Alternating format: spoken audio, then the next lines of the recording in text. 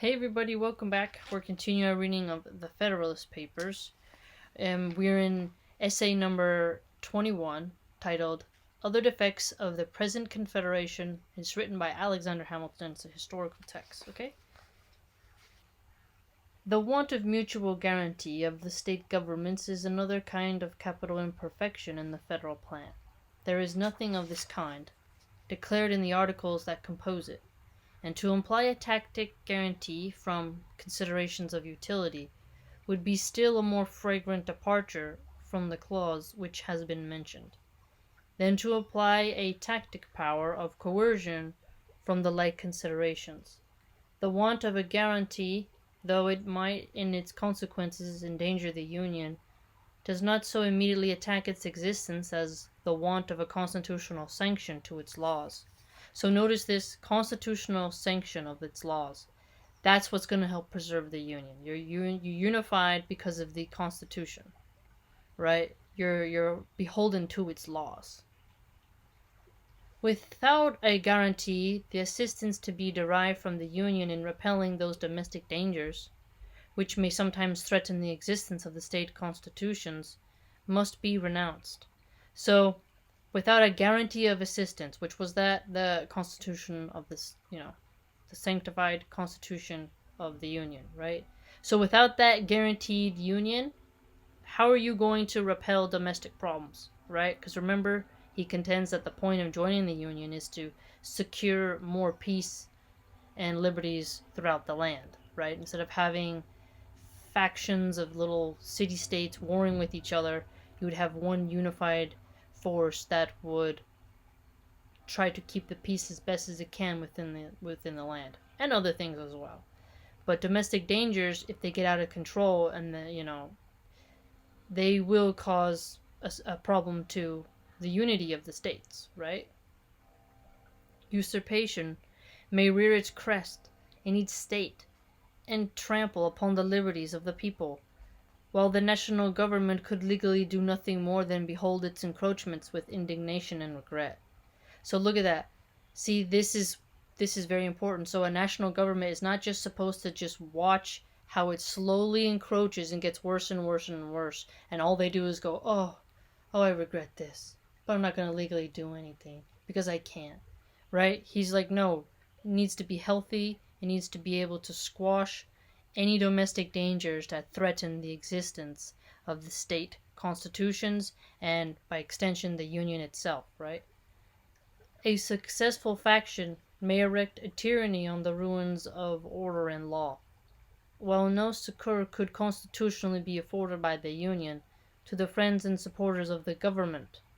Okay, so the tempestuous situation, tempestuous, if you don't know what that means, is like chaotic, right? So like Shakespeare has like the Tempest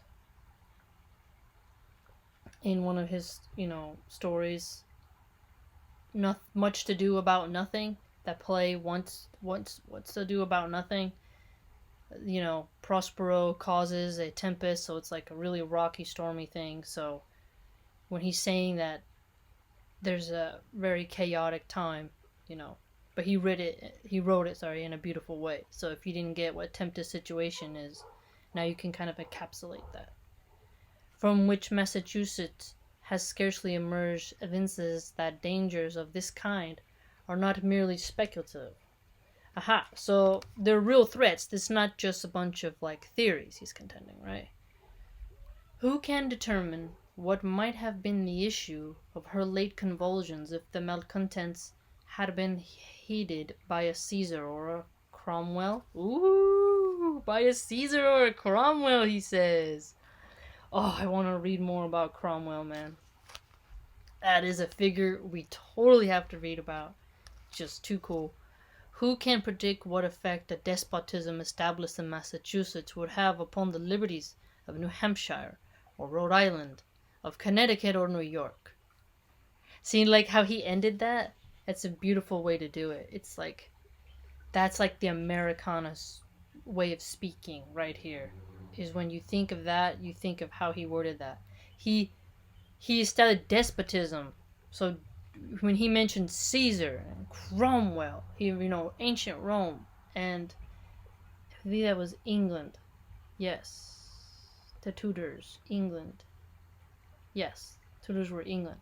So he mentions like something in the distant past, something kind of closer, and then now with like he points to these places that are, Rhode Island, as he said, and such, that are under the threat of an imperial power such as the British Empire, which was dominating at this time. It's pretty powerful. No one can deny, right? So he's, laying it on for us. The inordinate pride of state importance has suggested to some minds an objection to the principle of a guarantee in federal government as involving an officious interference in the domestic concerns of the members. Domestic concerns of the members, right? Exactly, of the states and of the Union. A scruple of this kind would deprive us of one of the principal advantages to be expected from union, and can only flow from a misapprehension of the nature of the provision itself. Can only flow from a misapprehension, like a totally misunderstanding of the basic points and goal of the policy. It could be no impediment to reforms of the state constitutions by a majority of the people in a legal and peaceable mode. This right would remain undiminished. The guarantee could only operate against changes to be effected by violence. To be effected by violence, oh yes. Towards the preventions of calamities of this kind, too many checks cannot be provided.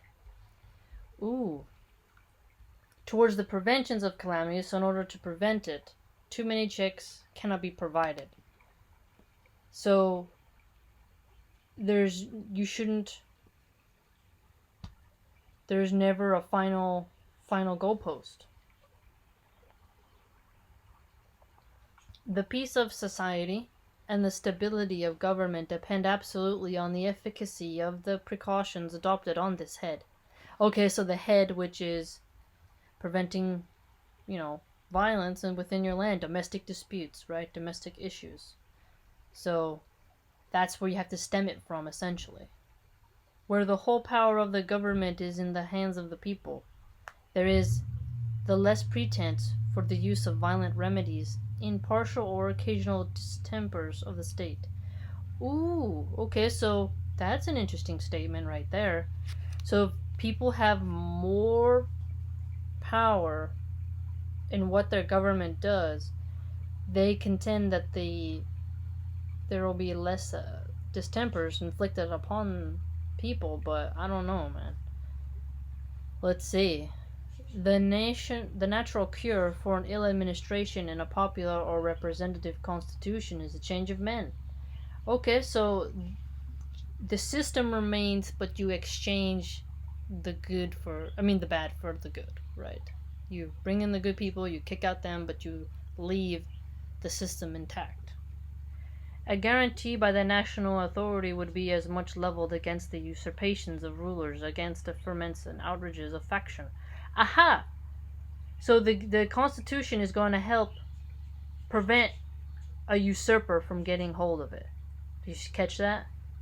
Usurpations of rulers. So when someone just takes it, like when Robert Baratheon was like, there's still people who call me usurper, and then Daenerys was like, he's a usurper, because it was like her throne. You see what I mean? You see what they're talking about? Now, this is obviously, they're breaking away from the monarchy system. So he's using this language, though, in a very dynamic way, because he means like the liberty, this new consciousness of Americana that's coming over this land, right? That they're trying to squeeze into a constitution, right? That ferments outrages of faction and sedition in the community. Sedition, factions, right? These are words you gotta learn. Seditionists and factionists who ferment, they pick at and they want discord, The principle of regulating the contributions of the states to the common treasury by quotas is another fundamental error in the Confederation. Okay, so quotas. Notice this. That's an economic policy of confederations, is that each one has to contribute a certain amount to the common treasury. That is interesting. So we just learned something right there. So he's contending that it's a fundamental error.